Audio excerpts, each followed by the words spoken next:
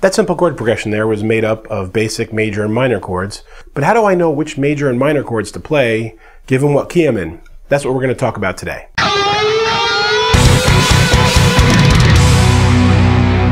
So this lesson assumes that you've either gone through my other lessons on the modes and understand what the modes are, major scales, minor scales, and all the modes in between, or that you come to this lesson already with that knowledge. I'm also going to assume that you know the difference between a basic bar major and minor chord. Major, minor, major, minor. So if you don't know those things, you might want to go back and look at my intro to the modes and the mode lessons and get familiar with that first. That said, let's move on. So you're forming chord progressions and you're either playing with a band or you want to accompany yourself and write leads over something. Now, of course, you can always play by ear and just play whatever chords you want and then play over it and work on it until it sounds good. But if you're in a situation where you're improvising or you're having trouble where notes are sounding sour where they shouldn't be, it really helps to know when you should play the basic major and minor chords based on what key you're in so that everybody's on the same page and nobody's hitting notes that are, you know, that weird kind of bad harmony next to each other when you don't intend to do that. That's nasty. So I'm going to do this in 3 installments. This first lesson is going to be just basic major and minor chords. Then I'm going to do one on the 7 chords. And then the last one I'm going to do will include all the extra like sus4 chords and the more complex looking chords. So let's work as always we do in the modes. We'll start in the key of G major and discuss it in G major. And then we'll talk about how it's portable everywhere else.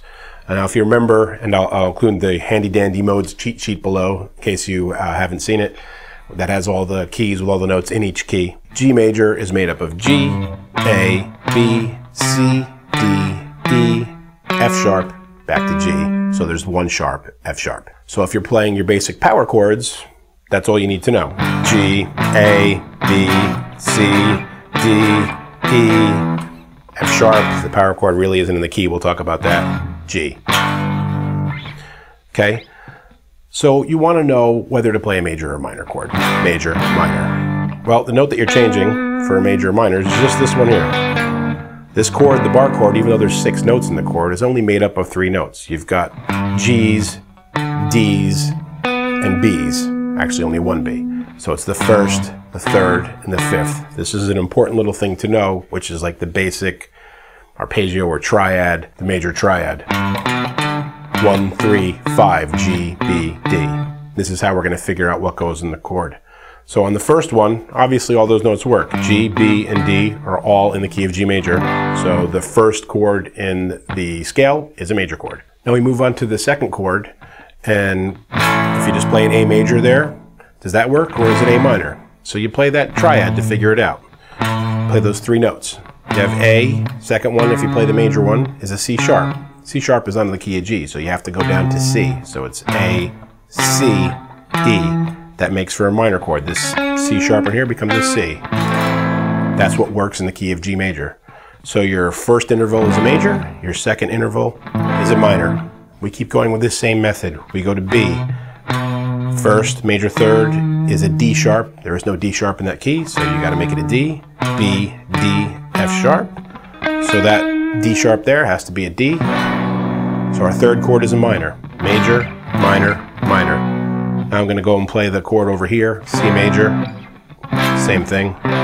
So the note that changes from major to minor is over here in the second string. And our triad, our little 3-note arpeggio here is C. The major third is E. That works in the key. And G, of course, that works in the key as well. You have a C major. So now as we're building, first is major, second minor, third minor, fourth major. We get up to the 5th, keep repeating the same process. You have a D, and F sharp is the major third, that works in the key, A, so it's D major. We go up to the 6th, try that major, you have E, G sharp, well clearly G sharp is not in the key of G, so E, G, B, E is the minor. So we've got the 6th now, we have major, minor, minor, major, major, minor.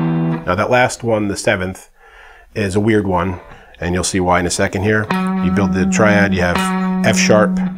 If you try the major, it's A sharp, no good, so it's a minor. And then you get to that 5th, you have F sharp A, and then the 5th is C sharp. C sharp is also not in the key. So this becomes a diminished chord. Cool for horror movie music, but not the best for when you're writing, your basic simple songs, and you end up having to play a chord that's kind of funky. It's a minor 7 flat 5 is what it's called, and not something when you're first starting out you'll probably use a whole lot of. So the thing I want you to take away from this now is that you have a very simple pattern of understanding where majors and minors are. You don't have to count them through in your head. You have to remember one thing, and it's something you've probably heard a lot before, especially if you're doing blues jams, and that is 1, 4, 5. Your first, your fourth, and your fifth, and whatever key you're in, are always going to be major if you're in the major key. So if you're in G major, 1 is G, 1, 2, 3, 4, C, major, D, the fifth, major. Leaving everything else to be minor except for that weird 7th one. So 2, 3, and 6, A, B, and E are minor. Now the cool thing about this, and why 1, 4, 5 is such a popular thing to communicate, is that if you're playing in the relative minor instead, so in G major the relative minor is E minor, so we have an E minor blues. If you want to know what chords to play when we're talking about a minor key, it's also the same. It's 1, 4, and 5. So the 1, 4, and 5 of E are all the minor chords. So you would have 1, 2, 3, 4, A, 5, B. So E minor, A minor, B minor, everything else is major, except for that funky one that's the 7th in the major key, but works out to be the 2nd in the minor key, the F sharp. So your 1, 4, 5s are the thing you have to remember. If you're in a major key, 1, 4, and 5 are major. If you're in a minor key, 1, 4, and 5 are minor. And that's how you go about playing the right major or minor chords so that everyone jamming together sounds good together and you don't have some one weird funky floating note in there. Unless everybody knows about it and you're all on the same page with changing notes in a diatonic key and you go to them at the same time, you're going to have stuff that sounds out and probably not good to most people's ears. And as with all things, it's portable, right? So if I'm in the key of, say, B major, I don't really have to go through that whole process again. I just need to know the first, fourth, and the fifth. So if I go 1, 2, 3, 4, E, 5, F sharp. So all my majors are, and the other notes in the key are the minors.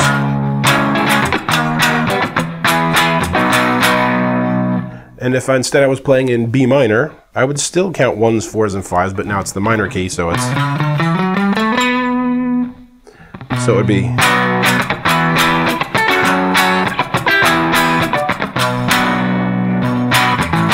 major there. So that's the whole concept there. It's the very long way of showing you how it's all built, but what you want to walk away with is knowing that 1, 4, and 5 are going to match the major or minor that you're in, and everything else is where you play the opposite of that. I hope that makes sense to you guys. If you have any questions or comments, please leave them below. I'm always happy to expound or answer any questions. And until next time, keep making great music. Hey friends, don't forget to subscribe and turn on notifications. It makes the whole world better.